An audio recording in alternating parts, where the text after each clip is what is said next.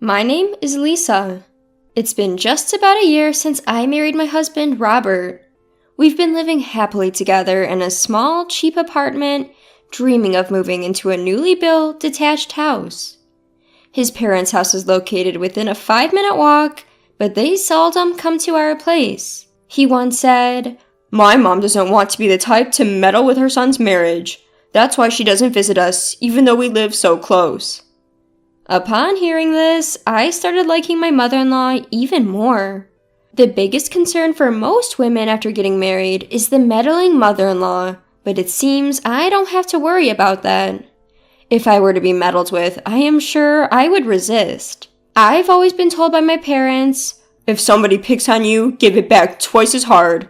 Then nobody will mess with you." But it seemed unlikely I'd have to fight with my mother-in-law, so I was able to live stress-free regarding my family relationships. After several years of working, our careers were going well, and we started to have many conversations about buying a house. During this time, my parents, who had heard about our discussions, made us an attractive proposal. "We've always thought if you two decided to build a house, we'd give you some of our land. Feel free to use it." They offered to give us part of their own land. My parents aren't rich though, thanks to a windfall my grandfather got a while ago. They have had some very good land to pass on to us. When they discussed it with my grandfather, he said, "I've passed it on to you, so do as you please." When I told Robert about this, he said, "Let's take advantage of their generosity. I'll never be able to thank your parents enough. And thank your grandpa too. It's his land after all. Ha ha ha." Ha ha ha. So, we began to discuss what kind of house we wanted to live in, visiting showrooms on the weekends, touring our boss's impressive mansion, and talking to agents about new residences being built. Planning is often more fun than actually executing, isn't it? But then, one day, a call from my mother-in-law shattered our happy life suddenly. When Robert answered a call from his mother, it seemed she had somehow heard about our plans to build a new house. She said to Robert, "If you're going to build a house, how about making it a duplex so we can live together?" We were both stunned by her proposal. We hadn't imagined that my mother-in-law, who had seldom interfered in our lives, would want to live with us in a duplex. After a few seconds of silence, Robert made a non-committal response and continued to dodge this question. It's not surprising that he reacted this way. We hadn't considered the option of a duplex. We were planning to have a room for a future child, but if we were to make it a duplex, we'd have to replan everything from scratch. But I worried that if we outright rejected the idea, our relationship with my mother-in-law would suffer. I was as perplexed as Robert. We had made a promise to have dinner at her place once a month, so we had a family dinner there. My mother-in-law began to continue her conversation from where we cut off last time, even though there was Robert's brother, Mark, a single father. "Hey, have you given any thought to our conversation from the other day about the duplex? I think it's a really good idea though. What do you think? Of course we will contribute financially, and selling our place here should net a pretty penny. Besides, kids are going to come along eventually, right? Wouldn't it be helpful if we're right next door whenever there's trouble? Isn't it all upsides?" And with that, she started rapid-fire listing off the merits of a duplex. I tried to interject several times, but she didn't let me. Sure, she had a point. It would be nice to have help when a baby comes along, and the financial contribution is appealing. But I believed that my husband and I could handle any issues that were within her capacity to solve. Besides, it's better to rely on my own parents than to increase the chances of being bullied by her. Seeing my contemplative face, she continued, "Is it really that bad? Living with us, I mean. I thought you didn't hate us, but maybe I was wrong." She seemed to be playing the part of the saddened, so I pretended not to hear and hurriedly left her house. She continued to bombard my husband daily with the same spiel, and I was starting to feel quite stressed. "What do you want to do, Robert?" "Living together isn't bad, I guess. It would be reassuring to have our parents around, but I don't want to lose our alone time either." After much thought, we decided to decline my mother-in-law's offer. We wanted to give a priority to our own time. We decided to prioritize that. Surely if we explain properly, my mother-in-law will understand. So the day of our monthly family dinner arrived, and we were heading over to my mother-in-law's house to relay our decision. As we tried to express our thoughts to her, she interrupted. "Oh, about the duplex. We've been moving forward with the plan." "Huh? What?" Before we could react further, she added, "Oh, and Mark's moving in too.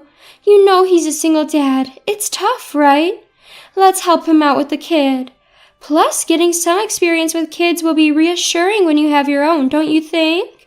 You should definitely do that." We were so shocked by her words that we completely forgot why we had come. Seeing our silence, my mother-in-law took it as approval and proceeded with the construction of the duplex, taking into account the views of my father-in-law and brother-in-law. Of course, we didn't just stand by. We tried to convey our decision to our in-laws several times, but they always dismissed us saying, "We're busy right now, let's talk later." And the plans for the duplex moved forward. The cost for the construction was being covered by our in-laws, so we didn't have a huge financial burden. But not only would we be living with our in-laws, but also my single father brother-in-law, and we would have to help take care of his child. Thinking about it, I was already feeling down. My husband was of no help, having thrown in the towel saying, "There's nothing we can do to stop it now. Let's just give up." I also felt it was futile to resist alone. We then finalized the blueprint and started deciding on interior elements like the tiles and flooring.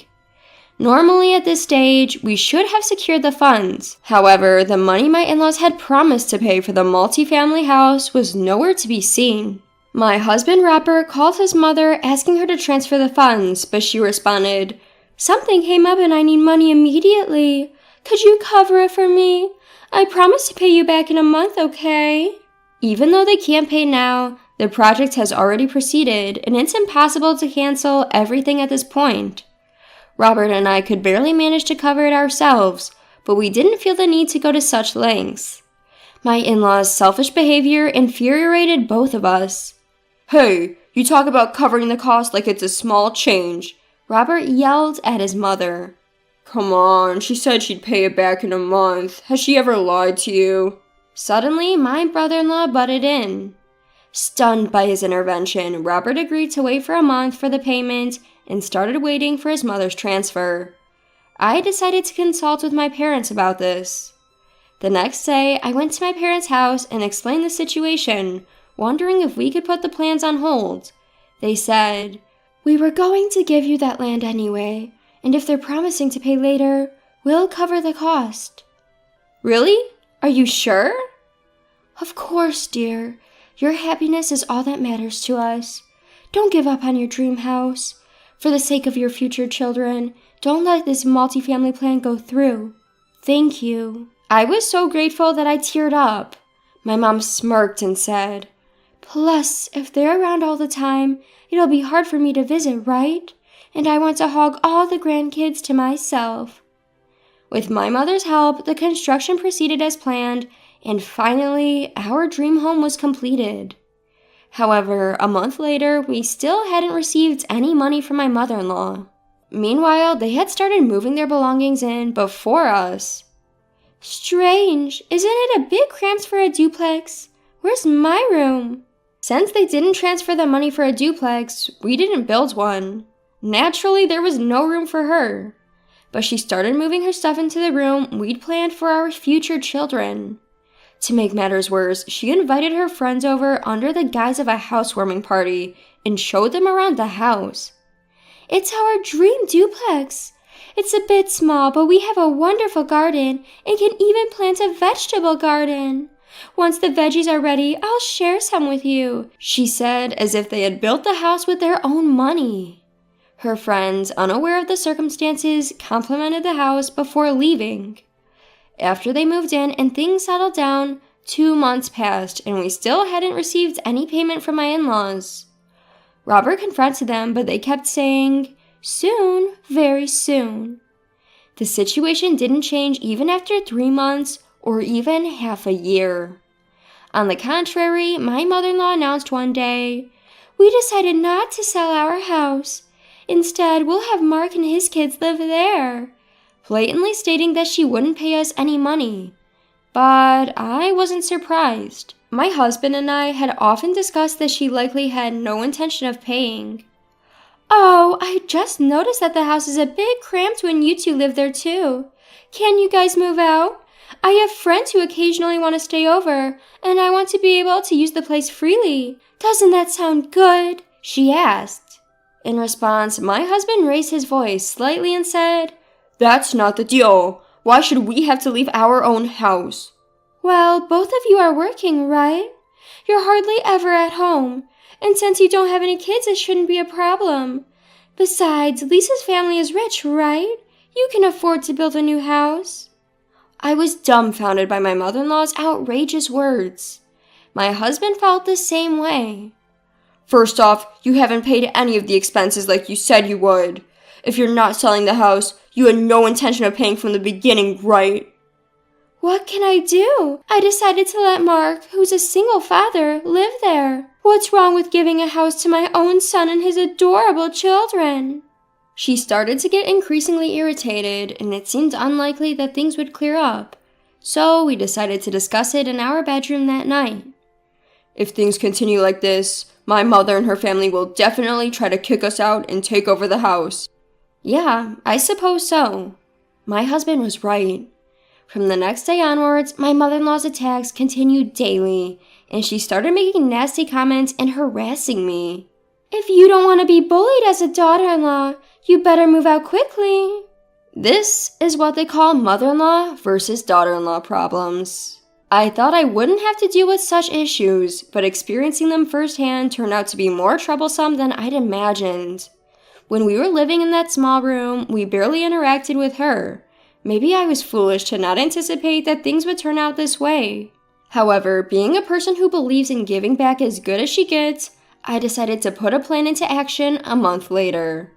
My husband, parents, grandfather, and I put a plan together. We decided to leave the house to execute our plan. My husband told my mother-in-law, "We're moving out. You want to invite your friends over as you please, right? You'll be happier that way." The moment she heard that, her face lit up with joy. We decided to move to a newly built apartment that we'd had our eyes on and return to renting. Reminds me of our newlywed days. Yeah, it does. Recalling our life in that apartment when we were newly married, we lived peacefully. Then, a week later, the phone rang. I overheard my husband say, "I see, that's great. By when?" I was sure that our plan had worked. In fact, the day after we made the plan with my parents and grandfather, we put our house up for sale.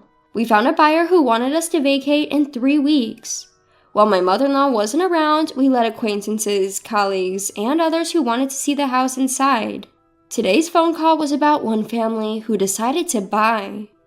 Then we arranged for 2 large trucks and decided to have the movers quickly load our belongings and furnitures onto them. We carefully timed it for when my in-laws announced that they were going to a theme park in New York over the weekend with their grandsons. They are probably enjoying their time with a certain mouse mascot right about now. Since they said they would be staying overnight, we thought that was our chance and prepared in advance. Everything went smoothly as planned because the professional movers did the packing for us, and it was completed much faster than we anticipated. We waited in front of the house, and when my in-laws returned in the evening, they seemed tense that something was different. My mother-in-law, looking anxious, entered the house and screamed, "What is this? What happened? Where are all our things?" My father-in-law was also making a fuss. Robert and I calmly observed my in-laws from the outside, and when they came out, we revealed the truth. Robert said, "Everything is loaded on these trucks. The destination is noted on a piece of paper stuck onto the trucks, so please go there. It might be a bit small, but it's enough for the 2 of you to live in. Well, it might get a bit cramped if you invite friends over. Also, this house has already been sold. It's someone else's property now. Take care." My in-laws were flabbergasted. "What do you mean you put it up for sale? It was our house. You can't just—" "Our house? The property was in Lisa's parents' name, and the house is in our name. We are the owners, so we have the right to sell it. And you dare say it's your house when you haven't paid $1. You should be ashamed." At the unexpected words from their son, my in-laws, who were causing a big fuss, fell silent. Before we left, Robert said, "We've taken care of things until now, but you'll have to unload things yourselves. You can afford that much, can't you?" "We don't have that kind of money." "I know you must have. You've been selling things you stole from Lisa and depositing the money in your bank account." "How did you know that?" "Does it matter? Oh, and you don't have to pay us back. Consider it severance pay. Use it however you like." And with that, we'll be off. I doubt we'll meet again. With that, Robert made a declaration of severance to his parents, took my hand, and we hurried home. We then called our parents and grandparents to inform them of the successful execution of our plan, and they were very happy. Moreover, my grandfather, knowing that we were about to continue living in an apartment, said, "Actually, I still have some land left. I'll give it to you two. I'll also cover half the costs, so build a new house." And that's exactly what we did. Half a year later, we completed our dream of building a brand new single-family home. We're a bit removed from the city center, but the air is fresh, the neighbors are kind, and we're very happy. As for the whereabouts of my in-laws, we don't know if they went to the address we provided. It seems they contacted my parents asking for financial aid. They also apparently asked their son, who is planning to remarry next year, if they could live with him, but he flatly refused because his new wife was also planning to move in. My parents decisively turned them down. They told them not to involve our family anymore. Robert apologized to my parents for his terrible ones, but my parents said, "From now on, we're your real parents. Feel free to rely on us as much as you want as a son." Thinking about potential future incidents, my parents recommended that we install a home security system. We can rest easy knowing they've been briefed to turn away his parents if they ever show up. Moreover, we have a guard dog that is a small, cute puppy in our yard. I highly doubt they'd have the guts to intrude. From now on, we won't have to deal with his parents at all. It's the beginning of a new life for the two of us. We'll surely have children in a few years and build a happy family. We won't let anyone disturb our happiness. That's a promise we've made to ourselves.